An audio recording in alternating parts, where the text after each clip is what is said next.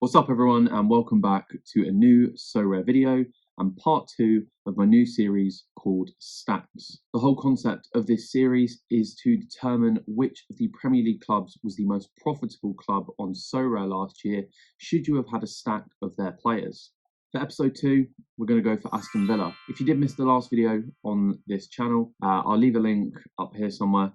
But we covered Arsenal and we determined they were actually a very profitable club last year.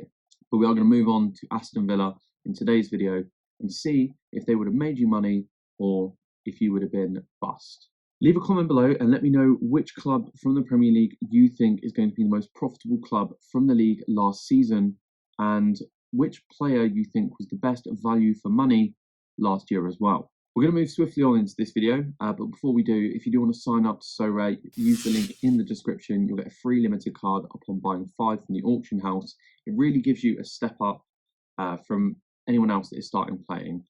You'll get that head start and you'll get that free limited card. Could be worth anywhere between £1 and £15–20 if you're lucky. But yeah, let's get into the video. So the first player that we have for this, starting out with Aston Villa's goalkeeper, is Emiliano Martinez. Martinez has been one of the most outstanding goalies over the last year. Obviously won the World Cup with Argentina, so has some international utility as well, and this definitely reflects in his price. He's currently trading for around 40 quid. For an off-season goalie, still quite expensive. He is considered the 4th best goalie on the platform, which is pretty good. And we'll notice here that some of his scores are outrageous for a goalkeeper. Consistently scoring in the high 70s, 80s, and he has got a 100 score in his locker. What game was this from? Let's have a look. Southampton, yeah. A 1-0 win against Southampton, he scores 100 points, which is really good. And you can see that he had a really good back end of the season. Moving on to their best defender and highest scoring defender, Tyrone Mings. And Mings gets a lot of stick, but he had an unbelievable second half of the season under Unai Emery.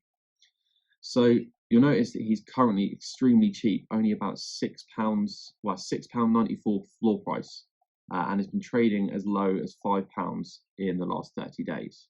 You'll notice that when he hits big, and he has some big scores in his locker. So he's got the 100 capability, and he's got 80s and 90s in his locker as well.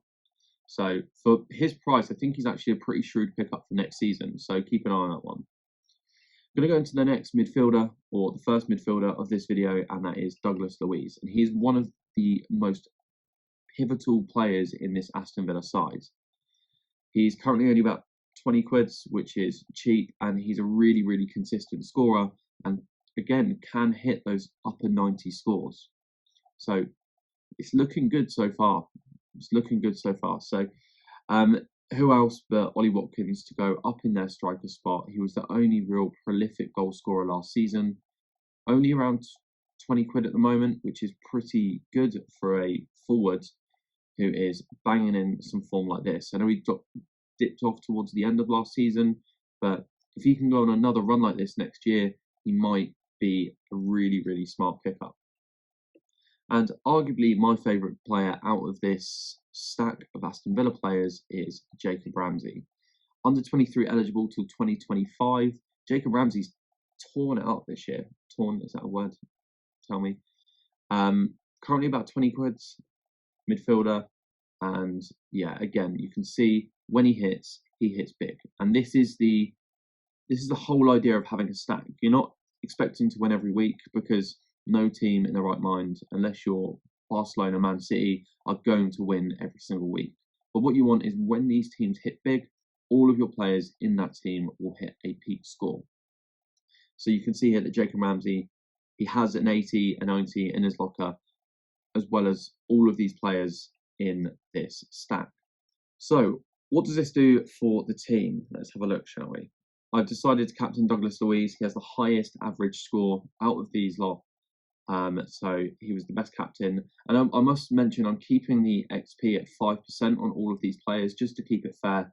But you could well and truly hit higher scores than these if you have a collection bonus, if you have higher XP on your cards. So bear that in mind during these videos. So You can see here, 1 game week, tier 0, safely tier 0, 464 points. That's ridiculous. But to save me going through all of this data, we will revert back to the spreadsheet. So Aston Villa, this is the team, and you can see that they won over the last 12 months in Global All-Star. They would have won you 2 tier 3s, 3 tier 2s, no tier 1s, but 2 tier 0 cards. So that gives us a total average cost of the rewards based on the metrics that I set out in the previous video of £276. This team, as of today, would cost you £109. I think that was right. I looked at this yesterday. Yeah, so recent average price £110. For that team with those kind of scores, really, really good. So that gives us a return of investment on this squad of a whopping £166. Does this beat out Arsenal? Doesn't. Oh, it does. They're £2 ahead. So Aston Villa currently for this series are leading the race with a return of investment of around £166 over the last 12 months. The one benefit you do have of this Aston Villa side is they have lower average scores than the Arsenal or potential bigger club stats will. They don't score as well all the time, but when they do, they bang. This would mean you can quite possibly enter these teams into Cap 270, Cap 240, and this reward yield may actually be bigger. But again, I wanted to make it fair on this video and keep it all in this same tournament. So they are still currently winning, but only by a little bit. Let me know, do you think that Aston Villa are going to be top come the end of this series? So yeah, what do I expect from Villa next season? I expect them to have a good season under Emery. I think they're going to be very consistent. I can't see them dropping too many silly points, but I can't see them beating too many of the bigger sides either. I'll probably guess maybe, I can see them finishing where they finished this year, maybe 7th or 8th. Obviously, this is the highest performing squad that you could have picked up. But with that, it does mean that they are the more pricey options. So if we go and look at Aston Villa, let's have a look and see if there's some other pickups that you could have got. So I'm pretty sure Ezri Konsa is a bit cheaper than Mings. Yeah, currently around £7. Or is that more expensive? Yeah, it's more expensive than Mings and doesn't score as well, so I probably wouldn't choose to pick him up. I think Kamara, again, he's been injured for a lot of this season. He could be a good shout for next year.